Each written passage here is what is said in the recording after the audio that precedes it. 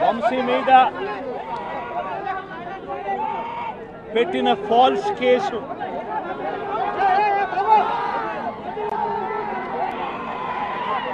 నిజంగా రాష్ట్రంలో దిగజారిపోయిన law and ఆర్డర్ను వంశీ అరెస్టు అద్దం పడుతుంది. ఎందుకనంటే వంశీను అరెస్ట్ చేసిన తీరు ఒకసారి గమనించినట్టయితే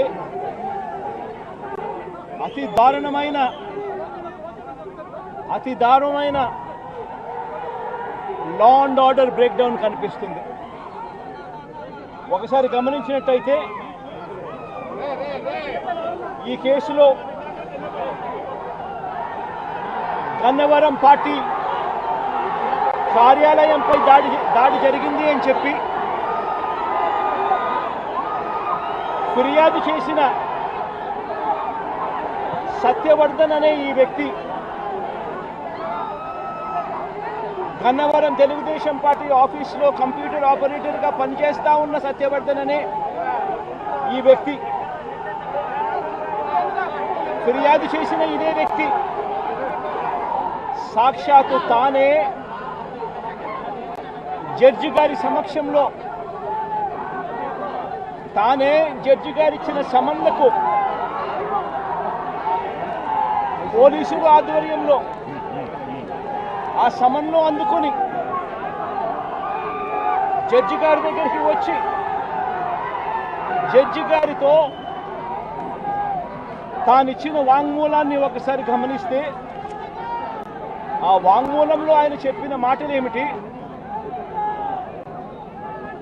చివరికి ఈరోజు వంశీ మీద పెట్టిన ఫాల్స్ కేసు ఏమిటి, ఇదే సత్యకుమార్ అనే వ్యక్తి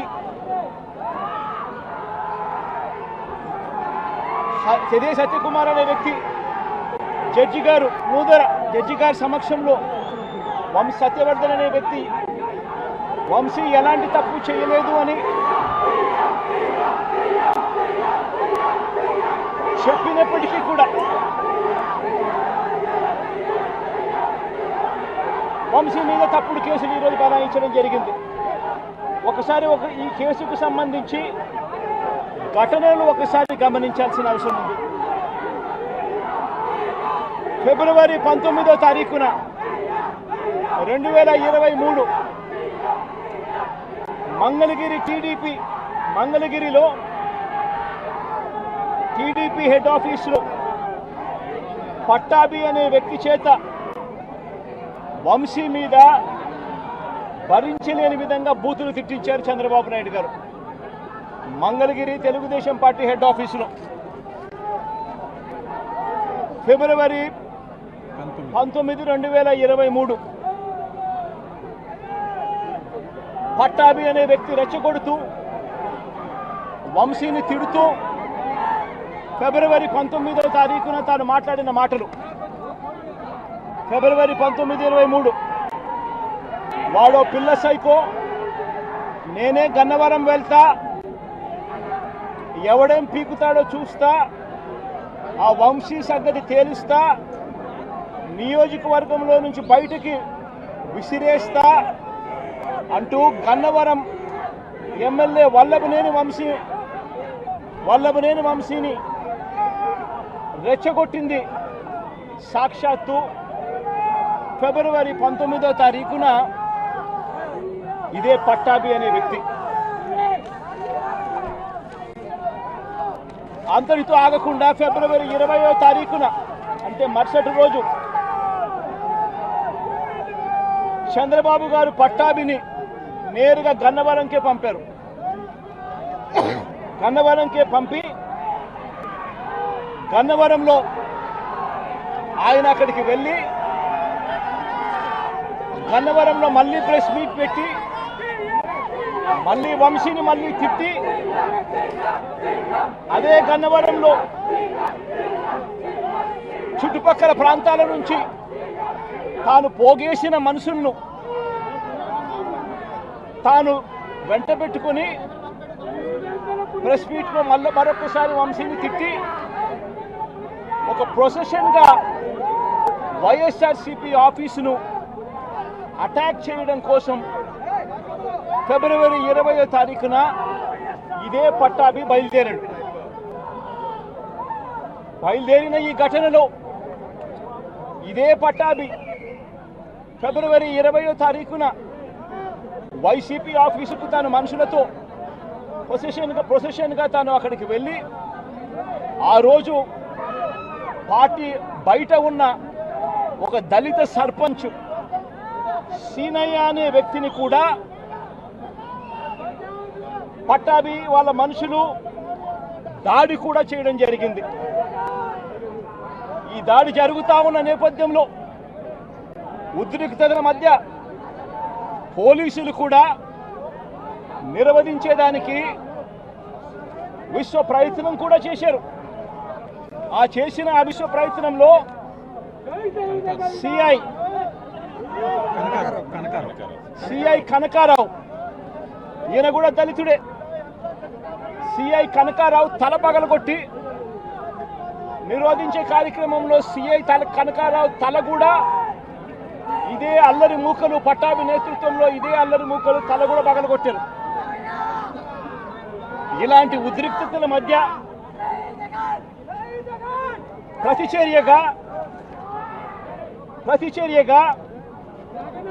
తెలుగుదేశం పార్టీ వాళ్ళు ఇటువైపున రావడం, ప్రతిచర్యగా వైసీపీ వాళ్ళు కూడా అటువైపున వెళ్లే కార్యక్రమం జరగడం, ఈ ఘటన జరిగింది.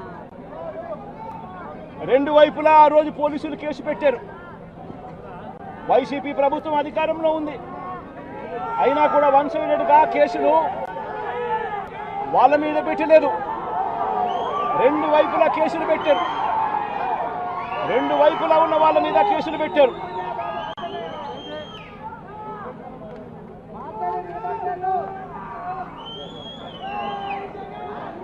తర్వాత గన్నవరం ఘటనకు సంబంధించి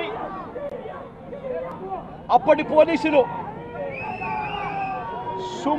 సుమోటోగా టీడీపీ పార్టీ మీద, వైసీపీ పార్టీకి సంబంధించిన వాళ్ళ మీద, ఇద్దరి మీద కేసులు పెట్టారు. ఇదే సమయంలో టీడీపీ వాళ్ళు 3 కంప్లైంట్స్ కూడా ఇచ్చారు, అవి కూడా తీసుకోవడం జరిగింది. కానీ ఈ ఘటనలన్నీ కూడా టీడీపీ ఇచ్చిన కంప్లైంట్స్లో కానీ, ఆ రోజు ఇచ్చిన కంప్లైంట్స్లో కానీ, పోలీసులు పెట్టిన కేసుల్లో కానీ ఎక్కడా కూడా వంశీ పేరు లేదు. కారణం వంశీ ఘటనలో లేడు కాబట్టి,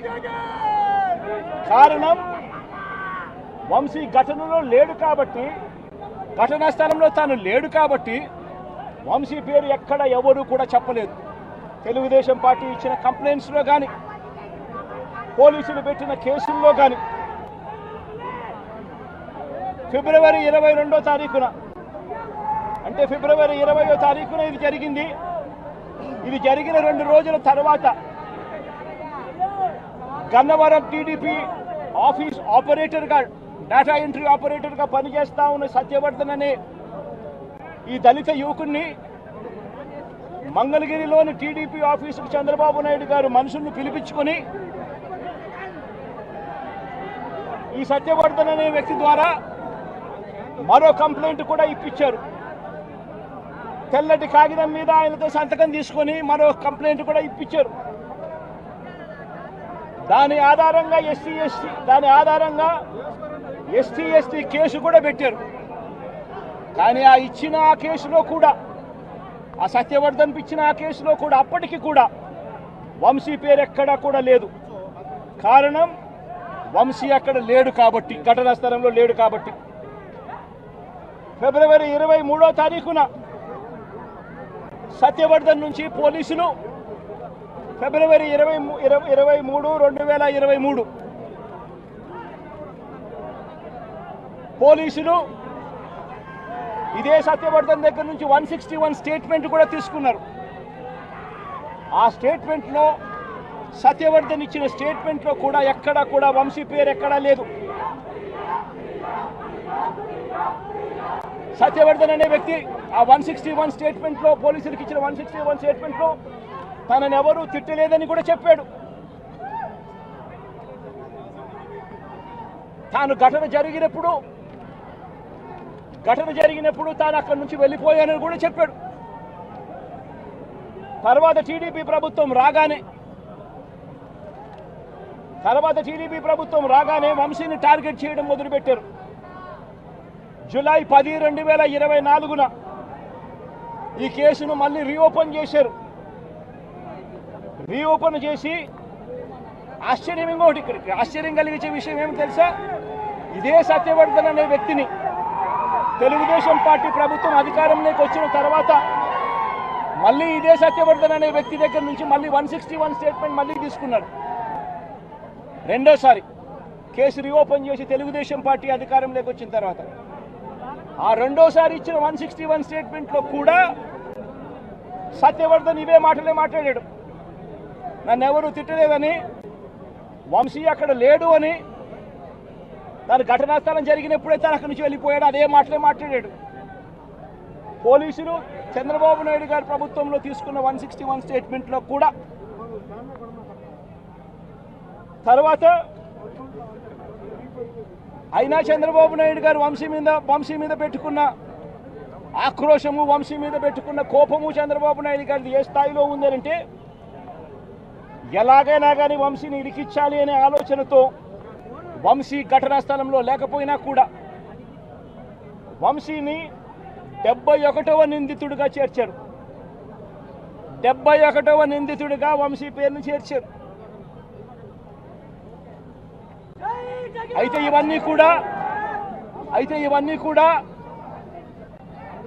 ఇవన్నీ కూడా బెయిలబుల్ అఫెన్సులు కాబట్టి బెయిల్ కోసం వంశీ హైకోర్టుకు యాంటిసిపేటరీ బెయిల్ కోసం వంశీ హైకోర్టును ఆశ్రయించాడు. కాబట్టి చంద్రబాబు నాయుడు గారు ఎట్టి పరిస్థితుల్లోనూ వంశీని అరెస్ట్ చేయాలనే ఉద్దేశంతో, బెయిల్ రాకూడదు అన్న ఉద్దేశంతో చంద్రబాబు నాయుడు గారు కుట్రను ఇంకా ముందుకు తీసుకెళ్లారు.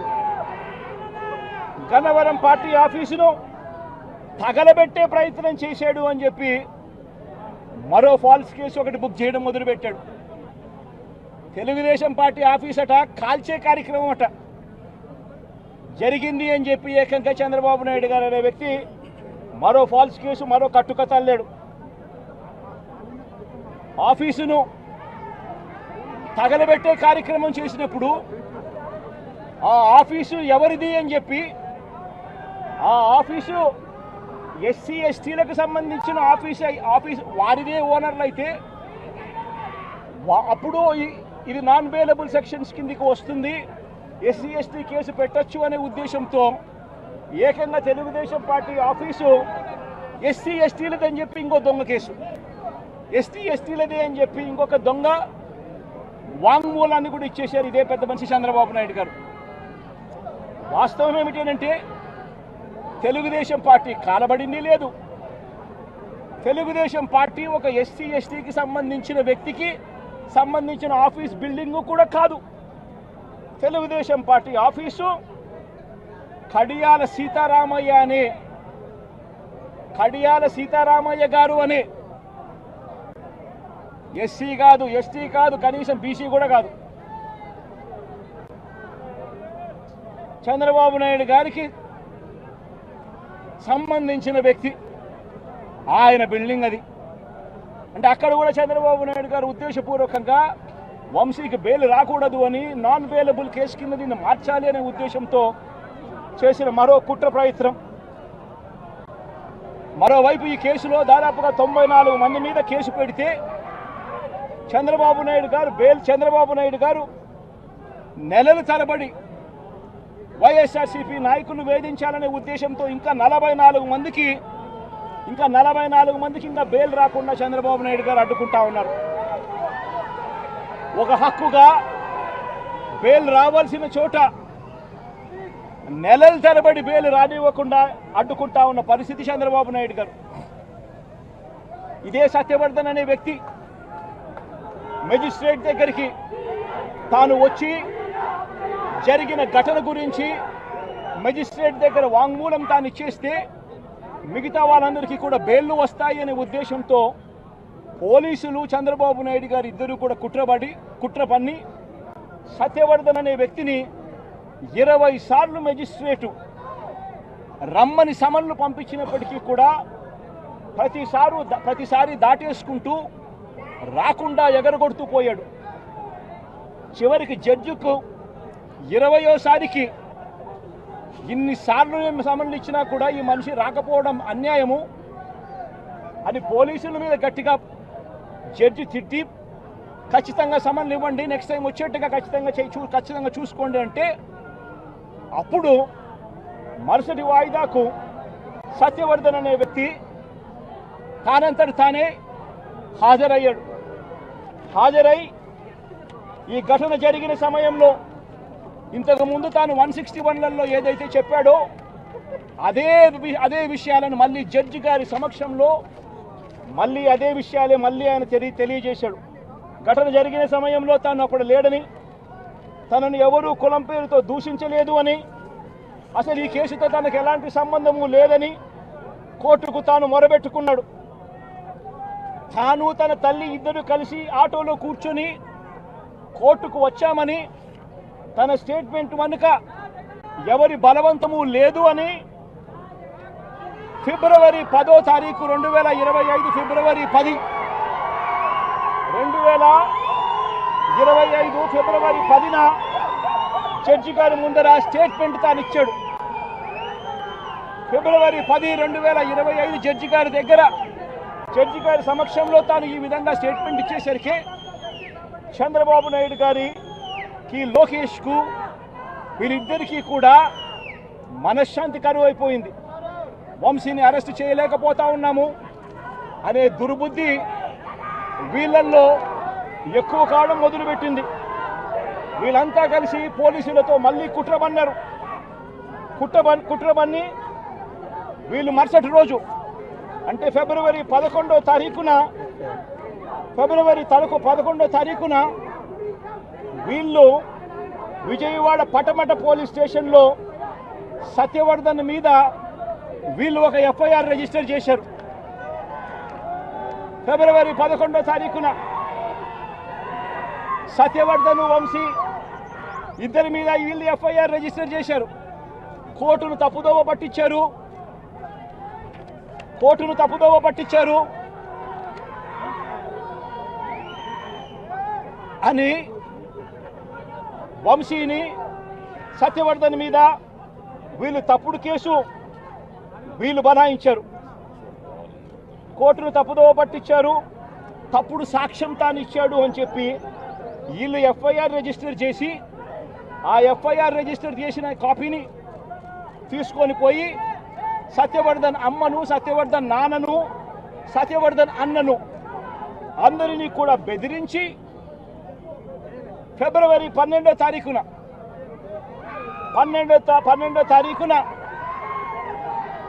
సత్యవర్ధన్ అన్న దగ్గర నుంచి ఒక తప్పుడు కేసు వాళ్ళ అన్నతో పెట్టించారు. ఏమని పెట్టించారు? ఈ వ్యక్తి సత్యవర్ధన్ అనే వ్యక్తిని కిడ్నాప్ చేసుకొని పోయారట. అది ఎవరో చూశాడట. ఆ మనిషి దగ్గర 20,000 రూపాయలు, సత్యవర్ధన్ అనే వ్యక్తి దగ్గర 20,000 డబ్బు ఉంటే ఆ డబ్బులు కూడా లాక్కొని కిడ్నాప్ చేసుకొని పోయారట అని తప్పుడు కేసు. కనీసం సత్యవర్ధన్ అనే వ్యక్తితో మాట్లాడకుండా ఫిబ్రవరి 12వ తారీఖునే కేసు రిజిస్టర్ చేసి ఫిబ్రవరి 13వ తారీఖున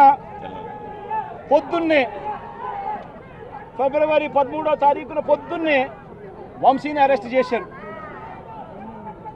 సత్యవర్ధన్ దగ్గర నుంచి స్టేట్మెంట్లు తీసుకునింది 13వ తేదీ సాయంత్రం, 13వ తేదీ రాత్రి, 13వ తేదీ సాయంత్రం. అంటే ఆయనకు ముందు స్టేట్మెంట్ కూడా తీసుకోకుండా వంశీని అరెస్ట్ చేయడం, ఆ వర్షన్ను మళ్ళా సత్యవర్ధన్ అనే వ్యక్తితో 13వ తారీఖు సాయంత్రం మళ్ళీ వంశీ ఇలా చేశాడని చెప్పించడం.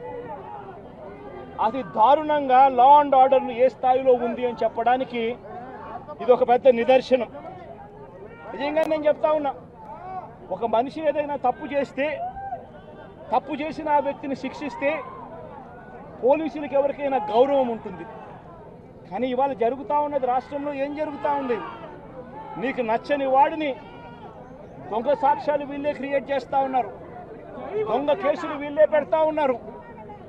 దొంగ సాక్ష్యాలు దొంగ కేసులు పెట్టి ఇల్లీగల్గా మనుషులు తీసుకొని వచ్చి అరెస్ట్ చేస్తూ ఉన్నారు.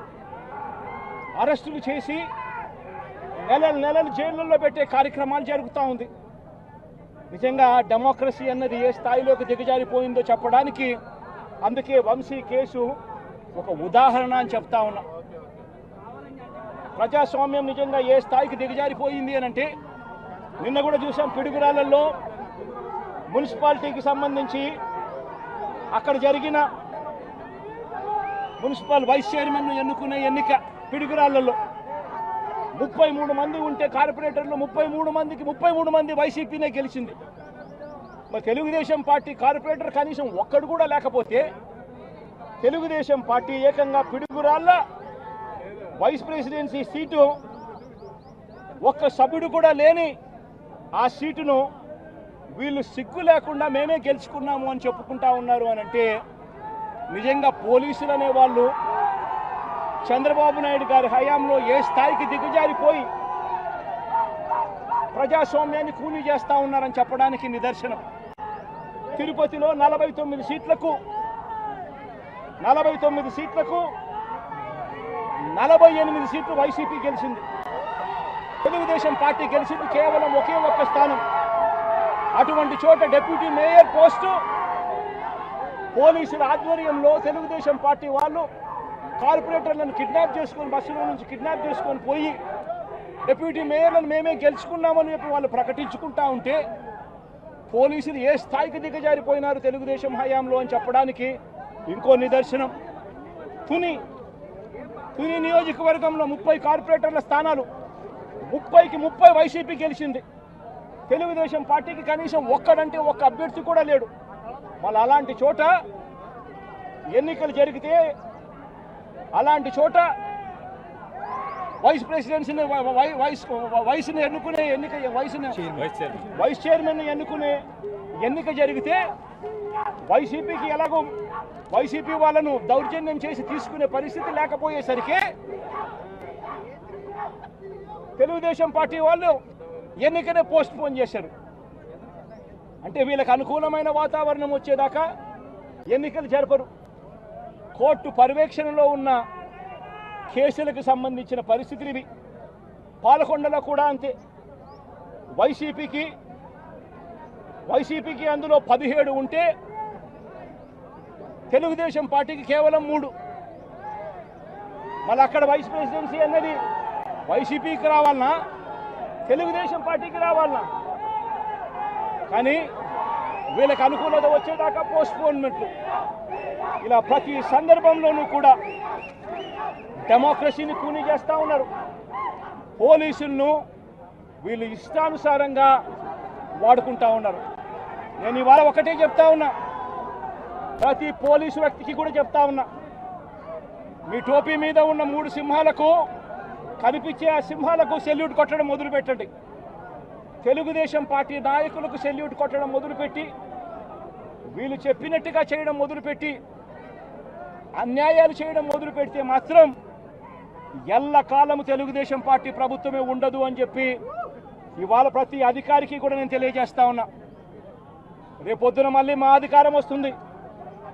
వచ్చినప్పుడు అన్యాయం చేసిన వీళ్ళందరినీ, వీళ్ళ అధికారులందరినీ, అన్యాయం చేసిన ఈ నాయకులందరినీ కూడా బట్టలు కూడా తీసి నిలబెడతామని చెప్పి కూడా ఈ సందర్భంగా తెలియజేస్తా ఉన్నాను. ఎవడిని వదిలిపెట్టేది ఉండదు. ఇదే వంశీని అరెస్ట్ చేసేటప్పుడు సిఐ అన్నాడట, నేను 1.5 సంవత్సరంలో రిటైర్ అయిపోతాను అని చెప్పి. రిటైర్ అయిపోయినా కూడా సప్త సముద్రాల అవతల ఉన్నా కూడా మొత్తం అందరినీ కూడా పిలిపిస్తామని చెప్పి కూడా ఈ సందర్భంగా చెప్తా ఉన్నా.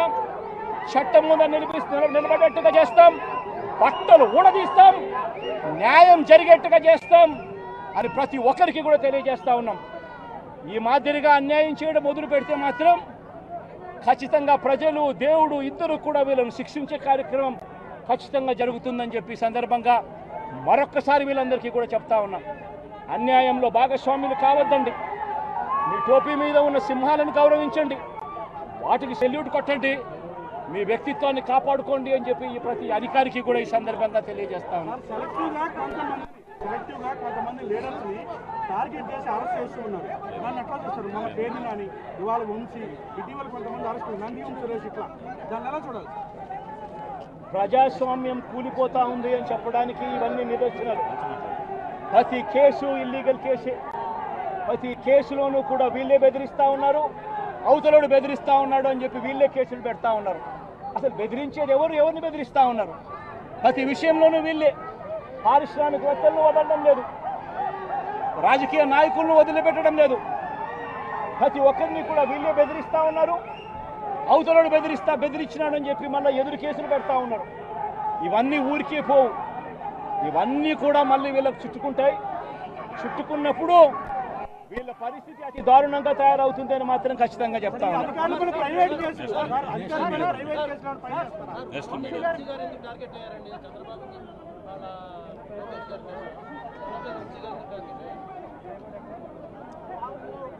వంశీని ఎందుకు టార్గెట్ చేస్తా ఉన్నారు అనేది చంద్రబాబు నాయుడు గారికి, వంశీని చూస్తే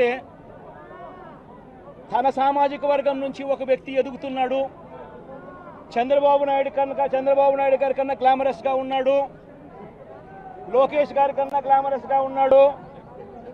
ఒక మనిషి ఎదుగుతున్నాడు అని అంటే తట్టుకోలేడు తన సామాజిక వర్గంలోనే. అందుకనే కొడాలి నేను చూసినా ఆ మనిషికి జీర్ణించుకోలేని ఆక్రోశము, వంశీని చూసినా కూడా జీర్ణించుకోలేని ఆక్రోశము. ఎందుకంటే చంద్రబాబు నాయుడు గారి కన్నా చక్కగా ఉంటారు కాబట్టి వీళ్ళిద్దరు. అవినాష్ కూడా పాపం ఎప్పుడో ఒకసారి టార్గెట్ అవుతాడు, ఎందుకంటే లోకేష్ కన్నా చక్కగా ఉన్నాడు కాబట్టి. ఇది చంద్రబాబు నాయుడు గారి మనస్తత్వం. ఆయన కొడుకు, ఆ సామాజిక వర్గంలో వాళ్ళు మాత్రమే లీడర్లు.